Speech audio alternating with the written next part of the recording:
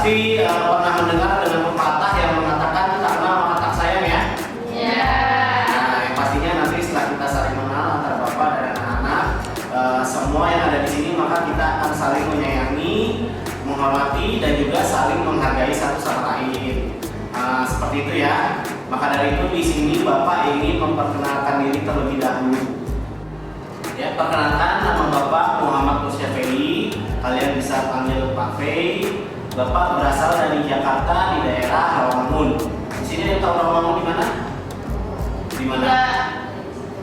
Di Jakarta mana? Timur ya, Timur. Bapak adalah lulusan guru BK di Universitas Indarpasta PGRI. Oke ya, anak-anak sekalian, dalam kesempatan kegiatan kali ini kita akan melakukan kegiatan salah satu layanan dalam bimbingan dan konseling, yaitu layanan informasi. Layanan informasi ini maksud dan tujuannya adalah dikuasainya informasi tertentu oleh peserta, yaitu kalian di sini peserta didik. Layanan informasi itu anak-anak semua, di mana nantinya informasi tersebut digunakan oleh kalian untuk keperluan sehari-hari dan perkembangan diri. Nah, untuk itu Bapak berharap anak-anak sekalian dapat memahami informasi dengan berbagai seluk-beluknya sebagai penguasaan informasi tersebut dan dapat digunakan untuk pemecahan masalah, untuk mencegah timbulnya masalah, dan untuk mengembangkan potensi yang ada seperti itu. Sebelumnya ada yang tahu layanan informasi itu apa? Nggak tahu. Belum tahu ya. Oke, dalam menjalani kehidupan dan perkembangan diri, individu memerlukan berbagai informasi, baik untuk perencanaan kehidupan sehari-hari saat ini maupun untuk perencanaan kehidupan di masa depan. Individu bisa mengalami masalah dalam kehidupan di masa depan karena tidak menguasai dan tidak mampu mengakses informasi-informasi tersebut, seperti itu. Nah, apa sih layanan informasi? Kira-kira pemikiran kalian begitu ya? Mungkin di sini kalian masih ada yang bertanya-tanya ya. Kalau begitu Bapak bantu jelasin. Layanan informasi adalah kegiatan yang memberikan pemahaman kepada individu-individu yang berkepentingan tentang berbagai hal yang diperlukan untuk menjalani suatu tugas atau kegiatan atau menentukan arah atau rencana yang dikehendaki. Dengan demikian, layanan informasi itu pertama-tama merupakan perwujudan dari fungsi pemahaman bimbingan konseling, seperti itu. Lalu dengan kata lain, layanan informasi ini adalah salah satu kegiatan dalam bimbingan konseling yang mampu mencakup kegiatan lainnya. Karena dalam layanan ini memberikan informasi, pastinya baik informasi pribadi, sosial, belajar maupun karir ke depannya.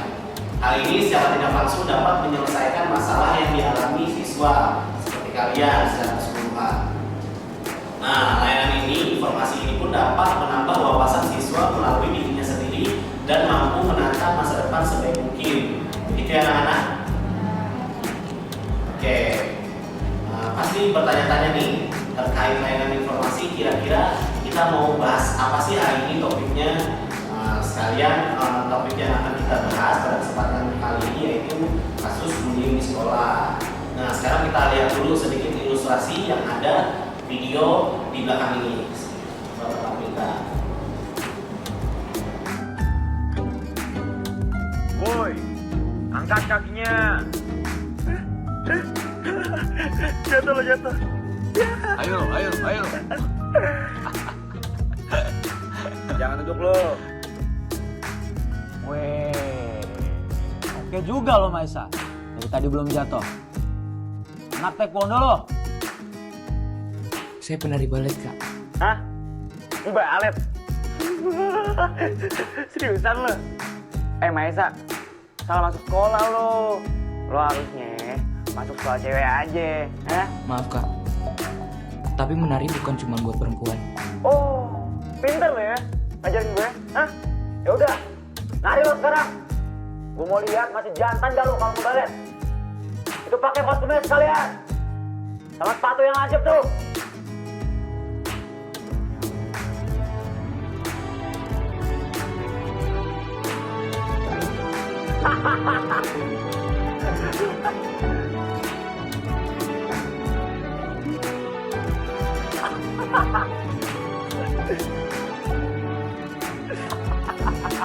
Cepet muternya cepet apa ah. Nah gitu, nah. lipstick.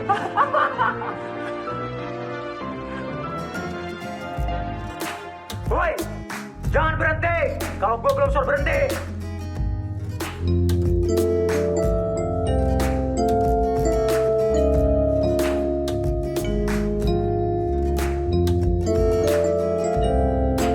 Cepetan pakai lipstick.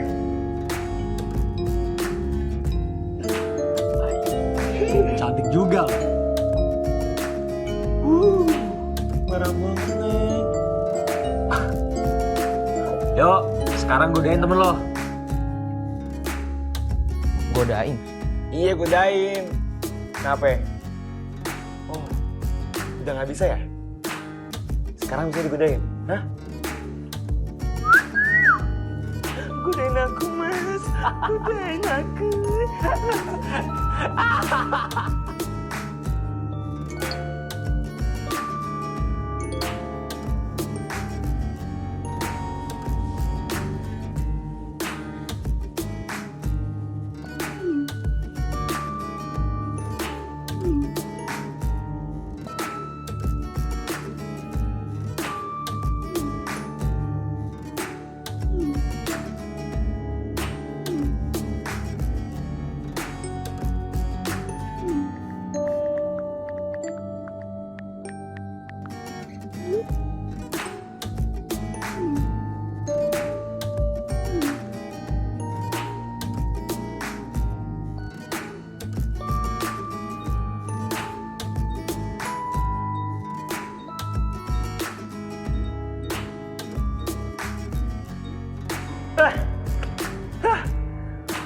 Wah, parah. Woi, pada kerasukan nih. Pakai rok aja lah semua. Tolong kak, berhenti. Atau kami lapor ke pihak sekolah. Apaan Anda? Makin absurd sih. Kak, kalau kakak ngelecehin Maisa, berarti kakak udah ngelecehin kita semua dong. Minta maaf, atau kami bongkar semuanya. Jangan lupa, pesan-pesan kalian juga ada di sini. Minta maaf, minta maaf, minta maaf, minta maaf, minta maaf, minta maaf, minta maaf, minta maaf. Iya, gue minta maaf.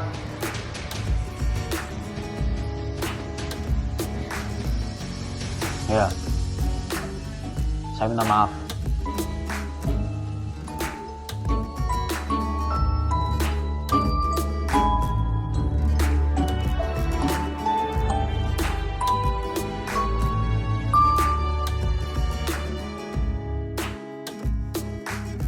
Nah, sekarang kita lihat ilustrasi yang kedua ya.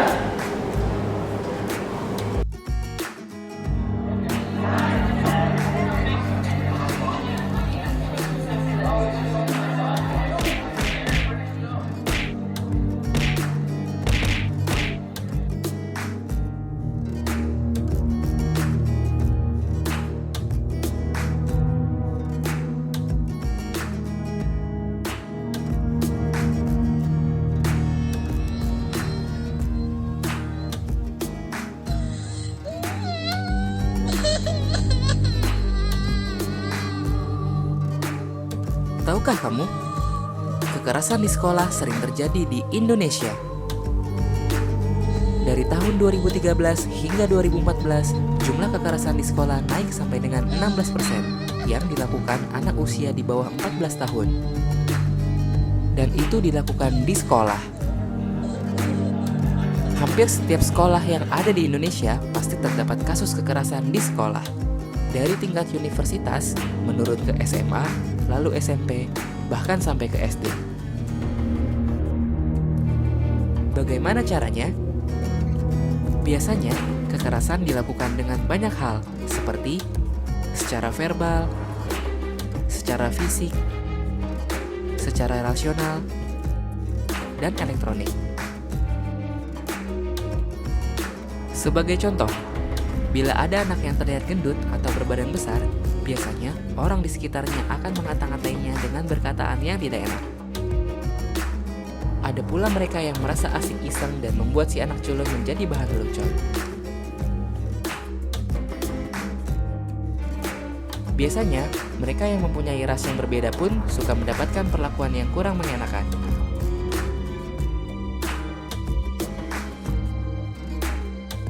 Zaman pun berubah. Kekerasan ini pun bisa dilakukan melalui media elektronik atau biasa kita sebut media sosial. Tahukah kamu apa dampak dari perbuatan itu?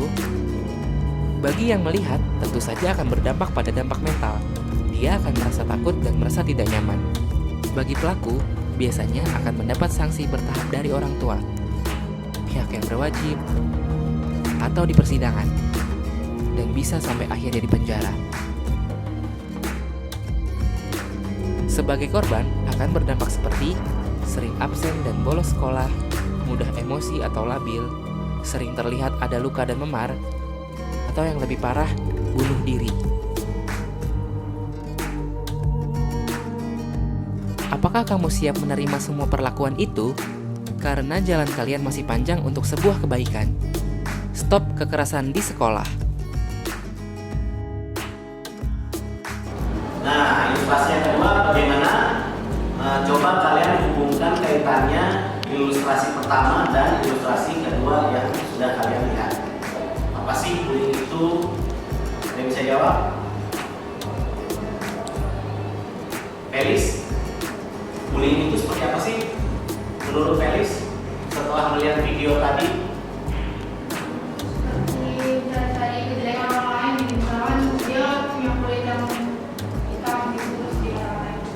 ada yang lebih yang lain? Nadira, adek boleh? Kekerasan fisik. Oke, baik. Jadi bullying adalah tindakan lebih singkatnya, bullying adalah tindakan intimidasi yang dilakukan sebagai usaha mengontrol korban dengan kekuatan yang dimiliki oleh pelakunya. Nah, selanjutnya, kenapa sih Bapak memberikan layanan informasi dengan topik bullying di sekolah?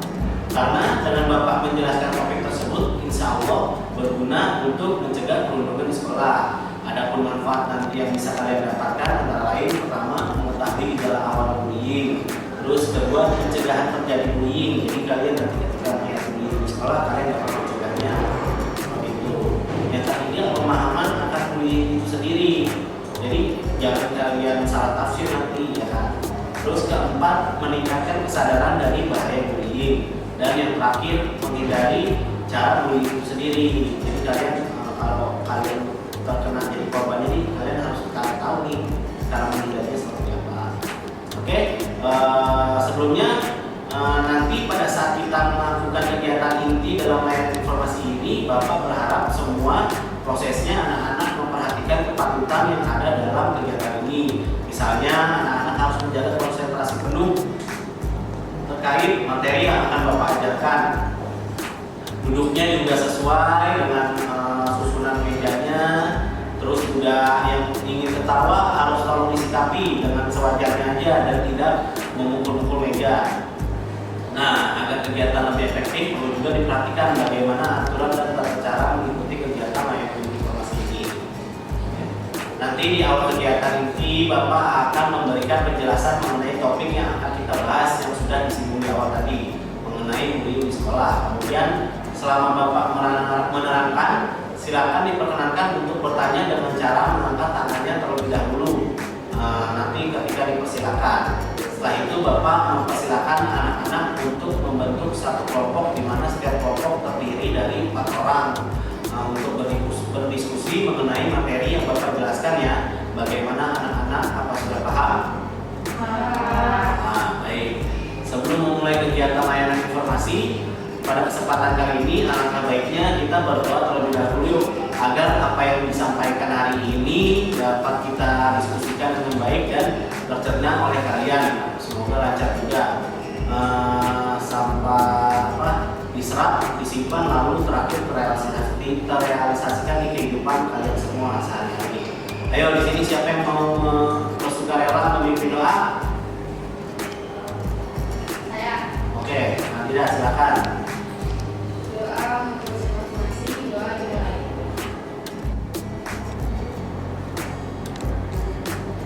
Doa besar.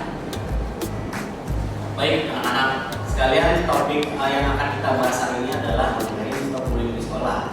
apa sih arti bullying di sekolah? Ada yang tahu anak-anak dimulai dari seperti apa sih bullying itu? Ada? Silakan. Mengejek, bisa mengejek. Yang lain? Apa? Dimulai dengan kekerasan fisik. Tuh. Nah, di sini Bapak sudah menampilkan presentasi ya. Di sini stop bullying di sekolah, stand up, stand strong, stand together. Jadi kalian harus mendampingi teman yang dibullying agar bullying itu bisa berhenti seperti itu. Pengertian bullying, pada dasarnya bullying itu adalah tindakan penggunaan kekuasaan untuk menyakiti seseorang atau sekelompok orang baik secara verbal maupun fisik, psikologis sehingga korban merasa tertekan, trauma dan tak berdaya.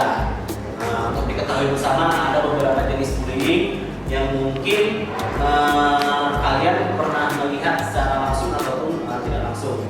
Jadi beberapa jenis bullying itu yang pertama adalah bullying verbal, yang kedua bullying fisik, yang ketiga bullying relasional, dan terakhir cyberbullying. Bapak akan menjelaskan bullying verbal. Bullying jenis ini biasanya terlontar melalui kata-kata yang tidak menyenangkan, dapat berupa ejekan, umpatan, cacian, makian, celaan, serta fitnah. Semua jenis ungkapan berupa kata-kata yang bersifat menyakiti orang lain merupakan bentuk bullying verbal. Terus yang kedua, bullying fisik. Bullying fisik itu mengenai fisik, hal ini terkait erat dengan fisik atau tubuh seutuhnya. Jadi bullying fisik merupakan bentuk kekerasan yang terjadi dengan menyakiti fisik seseorang, misalnya memukul, berkelahi atau seperti apa. Dan bentuk kekerasan ini dapat berupa tendangan, pukulan, tamparan atau meludahi seseorang. Yang ketiga, bullying relasional. Di sekolah bullying relasional terjadi karena muncul kelompok-kelompok tertentu nih yang biasanya berkelompok nih, bergeng-geng nih biasanya sering terjadi nih. Jadi persaingan antar kelompok atau geng lain sehingga muncul pengucilan terhadap seseorang yang dianggap berseberangan. Selain dikucilkan juga, seseorang siswa juga dianggap berbeda dengan kebanyakan siswa di sekolah lainnya dan akan diabaikan, dicibir dengan segala hal yang dapat membuat siswa tersebut diasingkan dari kelompoknya. Dan yang terakhir, cyberbullying. Nih untuk zaman-zaman sekarang, zaman-zaman kalian sudah mulai berkembang nih. Jadi cyberbullying itu adalah bentuk terbaru karena semakin berkembangnya teknologi, internet dan media sosial. Pada intinya korban terus-menerus mendapatkan pesan negatif di sosial media seperti Instagram, Facebook ataupun WhatsApp group seperti itu. Pelaku bullying ini biasanya dia memberikan kesan yang tidak baik lah di sosial media seperti itu. Seperti yang Bapak sebutkan di awal. Ya. Seorang psikolog yang bernama Yunita Tirjani Nur Indasi mengungkapkan faktor balas dendam juga dapat menjadi pemicu utama terjadinya bullying di sekolah. Jadi yang biasanya kalian SD, SMP kena bullying, biasanya nanti di masa remaja atau dewasa kalian menjadi pelaku bullying itu sendiri. Selain karena persaingan dan iri hati, akar kepahitan dialami sejak ini membuat anak usia sekolah cenderung akan menyakiti sebayanya. Meski si anak masih di usia kanak-kanak pun bullying bisa terjadi. Pengaruh dari orang dewasa menjadi model bagi anak-anak usia sekolah. Anak-anak cenderung meniru apa yang dilakukan oleh orang dewasa sehingga sikap dan cara bertutur mereka menyerupai orang dewasa yang dekat dengan mereka. Kadang tindakan semacam ini dipandang remeh dan tidak mendapat perhatian dari para guru ataupun orang tua.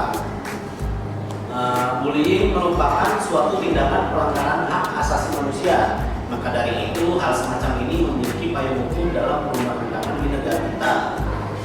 Ya, di sini kasus bullying di lingkungan satuan pendidikan mempunyai payung hukum seperti yang tertuang pada pasal 54 Undang-Undang Nomor 35 Tahun 2014 yang berbunyi anak-anak di dalam dan di lingkungan satuan pendidikan wajib mendapatkan perlindungan dari tindak kekerasan fisik, psikis, kejahatan seksual, dan kejahatan lainnya yang dilakukan oleh pendidik, tenaga pendidikan, sesama peserta didik, dan atau pihak lain seperti itu. Jadi deteksi bullying sejak dini untuk kalian yang paham akan bahaya bullying, alangkah baiknya jika kita semua sama-sama berusaha menghentikan praktik bullying itu sendiri. menghentikan segala bentuk kekerasan, terutama di lingkungan sekolah, agar suasana belajar kita kondusif, nyaman, dan apa yang kita cita-citakan tercapai. Ada baiknya kita kenali bentuk-bentuk bullying dan lakukan langkah-langkah berikut supaya upaya menghentikan bullying. Adapun faktor-faktor penyebab bullying itu menurut Astuti 2008 mencirikan sekolah yang pada umumnya mudah terdapat kasus bullying, yaitu sekolah yang di dalamnya terdapat perilaku diskriminatif baik di kalangan guru maupun siswa, kurangnya pengawasan dan bimbingan etika dari para guru dan petugas sekolah, terdapat kesenjangan yang besar antara siswa yang kaya dan miskin, terus adanya pola kedisiplinan yang sangat kaku ataupun terlalu lemah, bimbingan yang tidak layak, dan peraturan yang tidak konsisten. Secara garis besar, faktor penyebab bullying itu ada 4. Yang pertama, keluarga, sekolah, faktor kelompok sebaya, dan kondisi lingkungan sosial.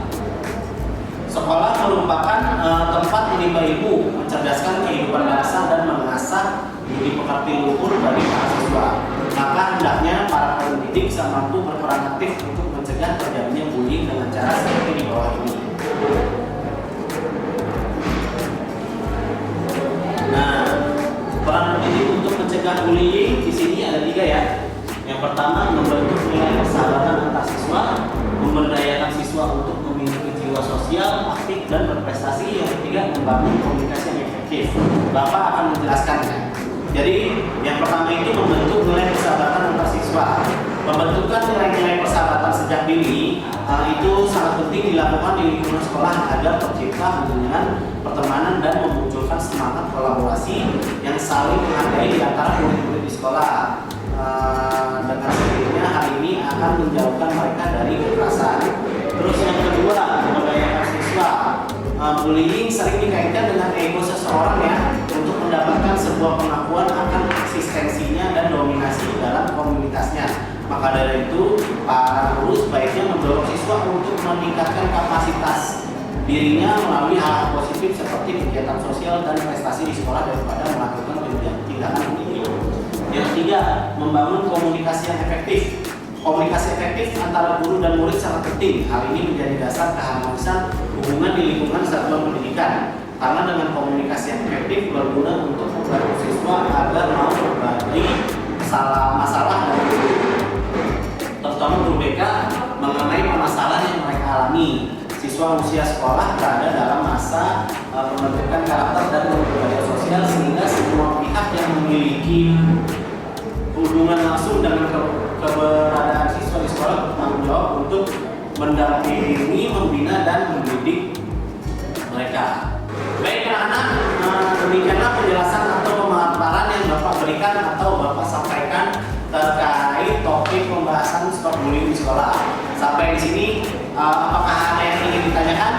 Ya, berarti penjelasan Bapak dapat dipahami ya. Seperti yang telah Bapak singgung dari awal sebelumnya. Setelah pemaparan yang Bapak berikan, Bapak meminta kalian ini membuat kelompok diskusi atau kelompok belajar di mana setiap kelompok beranggotakan 4 orang ya, yang gunanya adalah mendiskusikan mengenai topik materi hari ini yang kita pelajari itu. Didiskusikan di kelompoknya, lalu Bapak meminta untuk saat ini kalian mulai membentuk kelompok sendiri ya, jadi sesuai keinginan kalian. Setelah itu silakan lakukan diskusi mengenai topik materi stop bullying di sekolah. Bapak akan berikan waktu kalian untuk berdiskusi. Silakan diskusinya dimulai.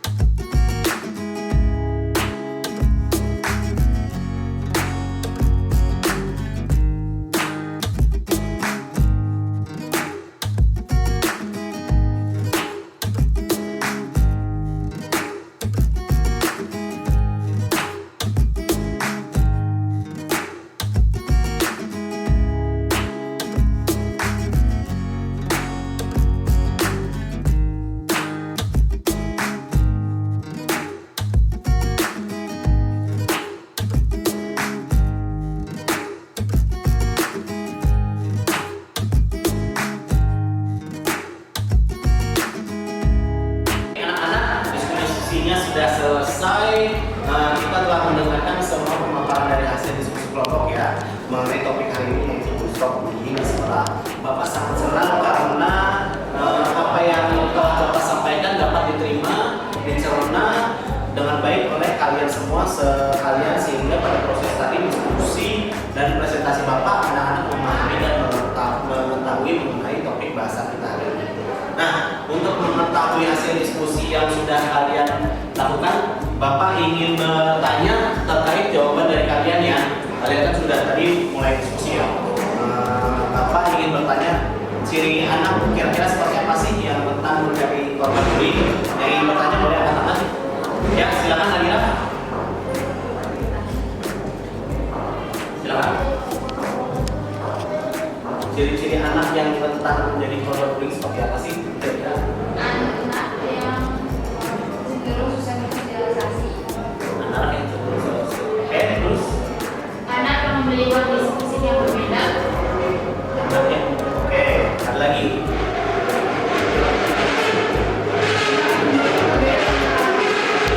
Berapa? Anak yang cenderung berbeda dengan anak lain. Oke. Jadi kira-kira seperti itu jawabannya bisa masuk ya. Terus yang pertanyaan kedua, ciri anak seperti apa sih yang suka melakukan tindakan bullying? Oke, dipikir boleh? Anak yang cenderung merasa gagal dalam hal Anak yang cemburuan, baik. Ada lagi? Boleh, Ade? anak yang mengalami masalah yang Anak yang mengalami masalah keluarga, baik. Ada lagi? Nadira, boleh? anak yang terlalu manja di rumah. Anak yang terlalu manja di rumah. Oke. Nabila?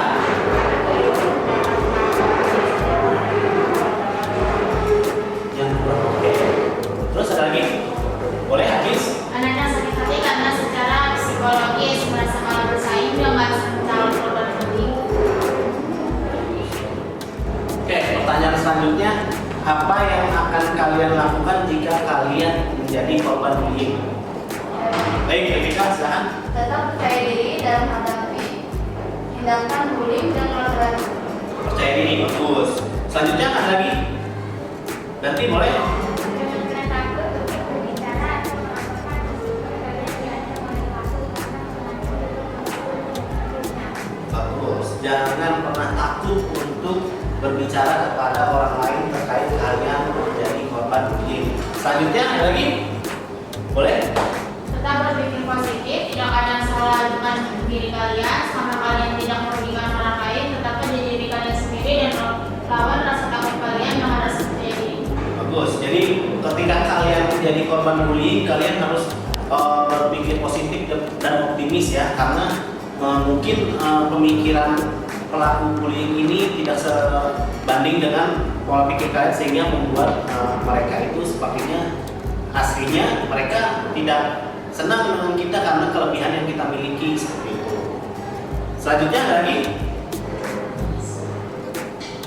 Boleh, Natasya? Bergaul dengan teman-teman yang mempercaya diri dan selalu berpikir positif. Bergaul dengan teman-teman. Jadi ketika kalian menjadi korban bullying, kalian jangan sendiri ya. Kalian harus tetap bersosialisasi. Jadi kalian tidak merasa sendiri, sehingga kalian akan mendapatkan teman, mendapatkan dorongan. Jadi kalian akan terus semangat seperti itu. Selanjutnya ada lagi? Boleh? Simpan semua bukti bullying yang bisa kalian laporkan kepada orang dewasa yang dekat dan kalian percaya seperti guru. Jika guru adalah pelaku, laporkan segera ke orang tua kalian. Jika perlu, melaporkan ke aparat penegak hukum dalam hal ini. Baik. Jadi jika kalian menjadi korban bullying, kalian tidak perlu takut untuk melaporkan, karena kalau kalian tidak melaporkan, pelaku ini akan terus-terus meneror kalian, sehingga kalian akan terus merasa tertekan. Jadi kalian harus memberanikan diri untuk melapor supaya praktik bullying ini bisa terhentikan seperti itu. Selanjutnya ada lagi? Ada. Oke. Pertanyaan selanjutnya nih, kira-kira apa yang akan kalian lakukan jika kalian melihat bullying di sekolah? Boleh? Berusaha mendamaikan. Berusaha mendamaikan. Bagus. Selanjutnya, Ade, boleh? Bicaralah dengan orang terdekat yang peduli agar dapat memberikan perhatian dan masukan kepada kita. Bagus. Berbicara dengan teman dekat bullying ya. Selanjutnya, boleh? Dukunglah korban bullying agar dapat memulihkan rasa percaya dirinya kembali dan mendampinginya agar tetap bertindak positif. Ya, jadi kita kalau melihat teman kita dibully ini kita harus menjadi teman ya. Jadi biar teman kita yang menjadi korban bullying ini tidak merasa kesepian, sendirian karena mereka sudah mendapatkan tekanan, dan kita harus memberikan motivasi yang baik seperti Bapak bilang sebelumnya. Jadi teman kita ini mendapat apa sih namanya dorongan untuk terus melanjutkan gitu. Ada lagi? Boleh? Jangan diam aja kalau Ya, balik ke yang tadi ya. Jadi ketika kalian melihat, kalian harus bantu melapor ke orang tua, ke orang guru, atau ke pihak berwajib kalau itu memang harus dilaporkan seperti itu. Nah, ternyata anak-anak sudah memahami dan mencerna juga ya informasi dari Bapak. Senang sekali rasanya Bapak pada hari ini dapat berbagi pengetahuan atau informasi terkait seputar bahaya bullying di sekolah. Ada yang bisa menarik kesimpulan mengenai stop bullying di sekolah? Tidak. Oke. Baik, di sini Bapak akan menyimpulkan stop bullying di sekolah. Kegiatan bullying di sekolah merupakan satu masalah besar yang harus diatasi karena seharusnya sekolah melindungi siswanya dari praktik kekerasan dalam bentuk apapun dan menjadi wadah untuk membentuk akal, moral, dan karakter yang diperlukan untuk membangun masyarakat Indonesia yang sehat, berbudaya, dan berteknologi tinggi. Masalah bullying di sekolah adalah tanggung jawab semua pihak, baik siswa, pendidik guru, terus lingkungan keluarga, lingkungan sekolah, ataupun orang tua berhak ya menjadi turut andil dalam pencegahan ini. Masalah bullying di sekolah adalah tanggung jawab semuanya.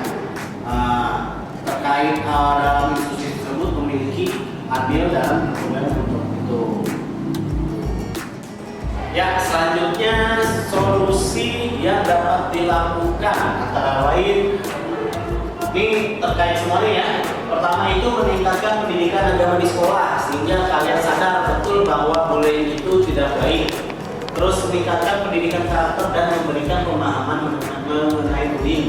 Jadi ketika kalian sudah mendapatkan pendidikan karakter yang baik, kalian sudah tahu nih kalau bullying itu tidak baik, dan juga kalian paham betul bahaya resiko dari bullying itu sendiri. Terus selanjutnya meningkatkan hukuman yang ditegakkan di sekolah terkait bullying. Jadi sekolah harus berperan aktif dalam penghentian bullying seperti memberikan sanksi skor ataupun panggilan orang tua dan lain-lainnya. Membuat kultur sekolah yang lebih baik serta positif dan pelatihan cara bersosialisasi. Jadi kalau lingkungan sekolah pun kalian sudah positif, kalian bisa bersosialisasi dengan baik, itu pasti bullying itu sudah pasti akan terjadi, sehingga kalian akan berteman dengan satu dengan yang lainnya, tidak pandang baik itu siswa seperti apa, kaya atau miskin dan lain-lainnya. Adanya pelatihan dan bimbingan baik-baik guru, siswa, dan seluruh warga sekolah mengenai bullying. Jadi yang seperti tadi Bapak bilang, ini Bapak mengajarkan bullying, semoga kalian paham, dan guru pun sebaiknya juga mendapatkan pengetahuan terkait bullying itu sehingga semua dapat mencegah praktek bullying di sekolah ataupun di luar sekolah. Mengadakan program sekolah, misalnya Tolerance Day untuk menjaga kultur sekolah yang baik. Jadi kita harus saling bertoleransi terkait perbedaan satu dengan yang lainnya. Pemerintah juga turut andil meningkatkan kesadaran akan pentingnya stop bullying ini dengan mengadakan bullying awareness misalnya. Jadi bukan cuma kita aja nih, pemerintah harusnya juga ikut andil mengambil langkah dalam pencegahan bullying seperti membuat kesadaran akan bullying seperti itu. Jadi demikian yang Bapak bisa sampaikan mengenai topik bullying di sekolah.